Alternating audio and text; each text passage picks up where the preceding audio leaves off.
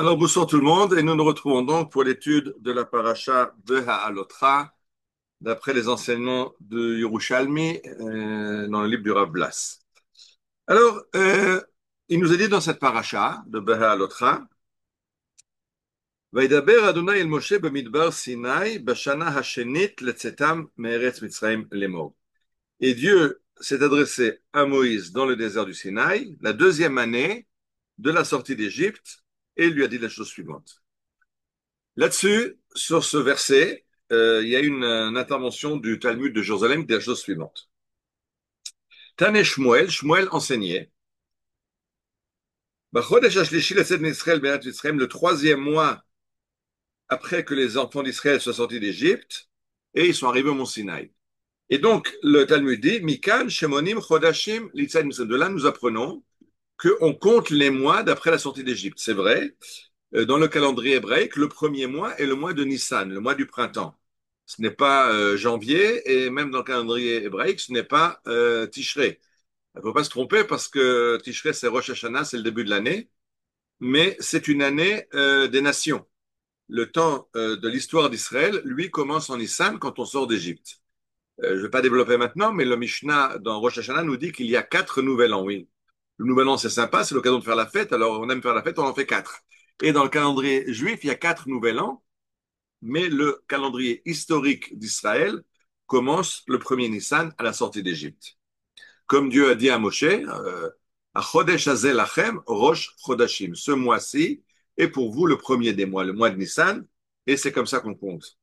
Demande le Talmud. Alors, j'ai compris qu'on compte les mois en fonction de la sortie d'Égypte à partir de Nissan. Enli la Chodashim, Shani Minai. Mais d'où sait-on que les années aussi, on les compte à partir de la sortie d'Égypte? Et le Talmud amène ce verset de notre paracha. Et Dieu a dit à Moïse, la deuxième année de la sortie d'Égypte. Donc tu vois que les années aussi, on les compte d'après la sortie d'Égypte. Et ça, c'est très important. C'est-à-dire que chaque peuple a un calendrier. Le temps, c'est la façon dont on intervient, dont l'homme se présente dans le monde. On vit dans le temps, on a une durée. Et c'est très important de comprendre comment est le calendrier. Alors, les chrétiens ont commencé un an zéro à partir de la crucifixion de Jésus. Les, les Français de la Révolution ont fait un an zéro en 1789 quand ils ont pris la Bastille. Je sais plus si c'est eux ou si c'est Napoléon qui a fait après. Et on a fait des nouveaux. Oui, non, c'est eux. Et après, il y avait des nouveaux mois. Il y avait le mois de Brumaire et le mois de, etc. Il y avait Faire un calendrier, c'est commencer l'histoire à partir d'une certaine date. Ça veut dire qui je suis, qu'est-ce que je veux, quelles sont les valeurs que je veux véhiculer. Et la Torah nous dit clairement, le peuple d'Israël se définit à partir de la sortie d'Égypte. On compte les mois à partir de la sortie d'Égypte, à partir du mois de Nissan. On compte les années à partir de Nissan, et pas comme on le fait aujourd'hui, le décompte qui se fait année 5785 de la création du monde. On a toujours créé, on va tout de suite définir comment le peuple juif a compté les années. En tout cas, le Talmud est clair, le décompte se fait à partir de la sortie d'Égypte. Le Rav Tzvi Yehuda Kook, vous vous rappelez que quand on a commencé ses études il y a quelques années, on a commencé par étudier le Rav Tzvi Yehuda Kook sur la Parashat Shavua. Et lui, dans son livre Les Netivot Israël, il dit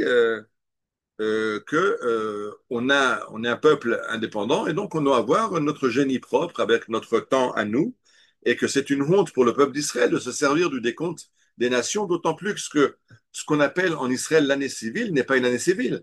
Ce serait une année civile, celle commençait avec l'avènement au trône de Jules César ou de Charlemagne. Mais non, c'est l'année civile, elle commence l'an zéro, qui est la crucifixion de Jésus. C'est donc une année religieuse. C'est l'année religieuse chrétienne. Alors pourquoi le peuple d'Israël revenu sur sa terre doit continuer un calendrier qui a commencé, qui est le calendrier de l'histoire des chrétiens? Il faut revenir à un temps juif et le Rav Tzvi dit c'est même interdit d'après la Torah puisque la Torah nous a dit Chodesh Hazel Lachem Rosh Chodashim, ce mois-ci est le premier des mois, c'est une mitzvah. Et si on dit que le premier des mois, quand on remplit on écrit un chèque, on marque le premier du premier, aujourd'hui on est le 12/6, ben on fait une avéra, on fait une interdiction parce que 6, c'est pas juin, le sixième mois du calendrier juif, c'est le mois de Adar, et pas le mois de juin. Et il disait, on appelle ça en Israël le calendrier civil, mais il dit, c'est pas civil. La Torah nous dit que l'Ezrach Israël et Shosot. Ezrach, c'est un juif citoyen, alors il est citoyen d'après le calendrier juif. Maintenant, je reviens à ce que dit le Talmud de Jérusalem, et qui est cité par le Rav Blas, et je continue donc ma lecture du calendrier du Talmud de Jérusalem. Il a donc dit, donc on a appris de notre paracha que l'an zéro dans le calendrier juif, c'est la sortie d'Égypte. Eni el le Sha'a. Ça, c'était valable quand on est sorti d'Égypte. Donc, à l'époque, on compte après la sortie d'Égypte. Mais qui dit que ça va être l'an zéro pour toute l'histoire d'Israël? La Doroth Mina, d'où sait-on que pendant toutes les générations, on compte à la sortie d'Égypte? Et il dit non. La preuve qu'il y a un nouvel an zéro, pardon, la preuve que l'an zéro, ça sort d'Égypte, même les générations après la génération du désert, c'est qu'il est marqué dans le livre des rois, Vahi bishmonim shana varba meot shana, le tzed Israël me'eretz Mitzrayim, quand on a construit le temple, il est marqué que ça a été la 480e année après la sortie d'Égypte. Entre parenthèses, il faut avoir de la patience, hein. Il faut se rappeler que on est sorti d'Égypte, on était à 40 ans dans le désert, ça a pris 400 ans pour arriver à la royauté, c'est d'abord il y a 4 siècles des juges avec tous les problèmes qu'il y a dans le livre des juges. Et donc aujourd'hui, l'État d'Israël existe depuis 60, je sais jamais, 77 ans. Et il ne faut pas râler qu'on n'a pas encore tout, on n'a pas encore un État juif, on n'a pas le Sanhédrin, on n'a pas le Beth Amikdash, on n'a pas le roi descendant de David. Oui, mais à l'époque, ça avait pris 5 siècles. Alors on espère que ça prendra un petit peu moins à notre époque, mais il faut avoir la patience. Ce n'est pas des choses qui arrivent en un jour. En tout cas, ce que dit le Talmud, c'est qu'on voit qu'à l'époque de Salomon, on continue à compter d'après la sortie d'Égypte en comptant 480 années après la sortie d'Égypte. Mais le Talmud continue. Mais chez Nivna Habayit, quand le temple a été construit, et Trilumonim le Binyano. Alors, on a fait un nouveau calendrier qui ne commence plus maintenant à la sortie d'Égypte, mais qui commence à la construction du temple. Et il ramène une preuve. Et ce fut 20 ans après que le roi Salomon ait construit les deux maisons, le palais de Dieu et le palais à lui, donc le temple et le palais royal. Donc, on voit que euh, on compte d'après la date qui compte. La date qui compte quand on sort d'Égypte, ben c'est l'indépendance nationale, c'est le fait qu'on est sorti d'Égypte, qu'on est sorti de l'esclavage. Mais une fois qu'on a le temple, alors dans la plénitude d'Israël sur sa terre avec un roi qui aurait dû être le Messie et le temple, ben on a commencé à compter en zéro l'année de la construction du temple. Et le Talmud continue. Lo zachou linot le binyano, mano le churbano. On n'a pas eu le mérite de compter d'après la construction du temple, puisque le temple était détruit. Alors on a compté d'après la destruction du temple. Et il ramène un verset de Yecheskel, le prophète Ézéchiel, qui nous dit Kafhe Shana le Galoutenu. Et ce fut la 25e année de notre exil. Donc on a d'abord compté d'après la sortie d'Égypte, après on a compté d'après la construction du temple, après on a compté d'après la destruction du temple. On n'a pas eu le mérite d'avoir un compte à nous. Et on a commencé à compter d'après les nations. C'est ce qu'on appelle le compte de Mian Ashtarot.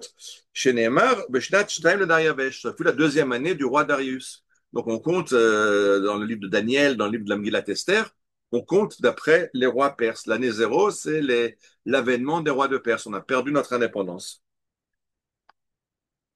De Omer, oui. Donc, on a vu qu'il y a eu une évolution du calendrier juif, qui a été d'abord un calendrier national à la sortie d'Égypte, national dans la plénitude qui est la construction du temple, et puis après a commencé le déclin. Donc, on a compté la destruction du temple, on a compté d'après les rois des nations, et finalement, on s'est retrouvé en exil. Et quand on s'est retrouvé en exil pour les 2000 ans, ben, on a pris la création du monde, qui est un événement humain, mais qui n'est pas un événement juif. C'est un événement, la création d'Adam Arishon, le premier homme, c'est un calendrier pour l'humanité. Ce n'est pas le calendrier d'Israël. Et c'est pour ça que le Rav Souda disait, mais maintenant qu'on revient en Eretz Israël, il serait temps de revenir au calendrier d'Israël. Il faudrait vraiment compter. On est maintenant, on n'est pas en l'an 5000, certainement pas en l'an 2000, 2025 du calendrier chrétien. On n'est pas en l'an 5785 de création du monde. On est en l'an 78, pardon, 77 de la proclamation de l'État d'Israël. Effectivement, je me rappelle quand je suis venu en Israël, une des premières fois, c'était au concours biblique en 1976. sur tous les papiers d'invitation, il y avait marqué Kafret Limnat Israël, 28e anniversaire de la proclamation de l'État d'Israël. On se servait encore avec le temps, ça s'est un peu oublié. Mais il serait temps de revenir à un conte du temps juif parce que c'est un symbole, un signe d'indépendance que on se bat, on raconte notre histoire et qu'on choisit notre date référence dans des événements majeurs de l'histoire d'Israël. Alors je dis, on a connu la sortie d'Égypte, on a connu la consécration du temple de Jérusalem. Il serait temps de commencer un nouveau calendrier qui commence à la proclamation de l'État d'Israël, en attendant peut-être le prochain calendrier qui sera à la reconstruction du troisième temple. Shabbat Shalom et Bezrat Hashem à la semaine prochaine.